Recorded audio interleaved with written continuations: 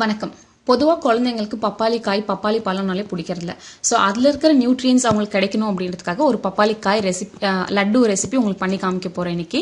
So அதுக்கு first நான் தண்ணியை நல்லா கொதிக்க வச்சுக்க போகிறேன். ஸோ ஒரு கப் தண்ணியை நான் பாயிலிங் பாயிண்ட் வர வரைக்கும் சுட வச்சிருக்கேன். சரிங்களா?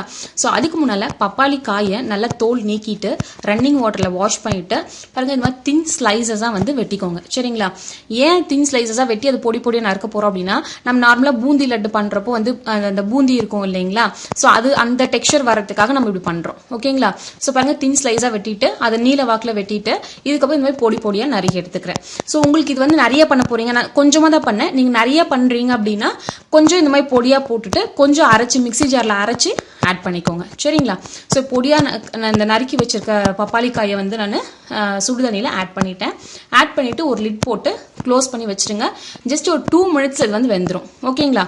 சோ வேகிற வரைக்கும் வெயிட் பண்ணுங்க. வெந்ததுக்கு அப்புறம் நம்ம இது எப்படி லட்டு பண்ணலாம் அப்படிங்கறத பத்தி பார்க்க போறேன். சோ பாருங்க, வெந்துருச்சு. ஃபுல்லா நல்லா பாயில் ஆயிடுச்சு. சும்மா ஒரு 1 or 2 மினிட்ஸ்ல உங்களுக்கு வெந்துடும். சரிங்களா? ஸோ வெந்ததுக்கு அப்புறம் தண்ணி ஃபுல்லா, இந்த தண்ணி சொதன்னு இருக்கிற மாதிரி எடுத்துறாதீங்க. தண்ணி ஃபுல்லா ஒரு இது வச்சு நீங்க வடிச்சு எடுத்துக்கோங்க. எடுத்துட்டு இப்போ வானல்ல நான் நெய் ஒரு 3 ஸ்பூன் அளவுக்கு ஊத்திக்க போறேன்.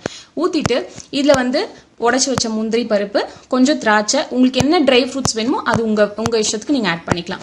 ஸோ நான் கொஞ்சம் முந்திரி எடுத்திருக்கேன், கொஞ்சம் திராட்சை.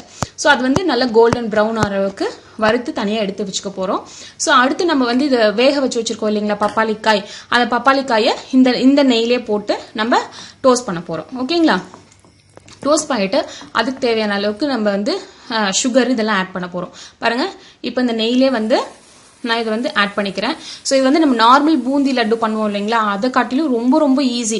ஜஸ்ட் நீங்க ஒரு 15 நிமிஷம் ஸ்பெண்ட் பண்ணீங்கனாலே போதும், இது பண்ணிடலாம். ஸோ அடுத்து வாசனைக்காக நான் கொஞ்சம் கார்டமம் பவுடர் சுகரோட சேர்த்து அரைச்சு வச்சிருக்கேன்.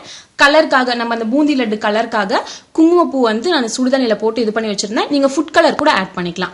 அப்புறம் பாருங்க, 1 கப் பப்பாளி காய்க்கு நான் 1/2 கப் சுகரை பவுடர் பண்ணி வச்சிருக்கேன். ஸோ அதையும் இதுல ஆட் பண்ணிட்டேன். ஸோ ஆட் பண்ணி நல்லா மிக்ஸ் பண்ணி விட்டுருங்க. அப்புறம் நம்ம வறுத்து வச்ச முந்திரியும் திராட்சையும் இதுல ஆட் பண்ணிக்கிறோம். ட்ரை ஃப்ரூட்ஸ் எல்லாம் உங்க இஷ்டம் தாங்க, நீங்க எது வேணாலும் ஆட் பண்ணிக்கலாம். நல்லா அந்த சுகர் நீங்க போட்ட உடனே பாத்தீங்க அப்படின்னா மெல்ட் ஆகி தண்ணி விடும். ஸோ தண்ணி ஃபுல்லா இதாகிற வரைக்கும் நீங்க வெயிட் பண்ணி இது பண்ணிக்கோங்க. ஸோ நம்ம நார்மலா பூந்தி லட்டு பண்றப்ப சுட சுடவே பிடிச்சு வச்சிருவோம், இல்லாட்டி அது பூந்தி சேராது அப்படிம்பாங்க இல்லைங்களா? சோ இதுல அந்த மாதிரி கிடையாது. ஆறுனதுக்கு அப்புறம் இந்த மாதிரி லட்டு ஷேப்ல நீங்க பிடிச்சிட்டீங்க அப்படின்னா பப்பாளி லட்டு ரெடி. சரிங்களா? சோ இந்த ரெசிபி உங்களுக்கு பிடிச்சிருந்தது அப்படின்னா உப்பா சக்கரையா சேனலுக்கு சப்ஸ்கிரைப் பண்ணிக்கோங்க. உங்க ஃப்ரெண்ட்ஸ் கூடயும் உங்க ரிலேட்டிவ்ஸ் கூடயும் இந்த ரெசிபியை ஷேர் பண்ணுங்க. தேங்க்யூ.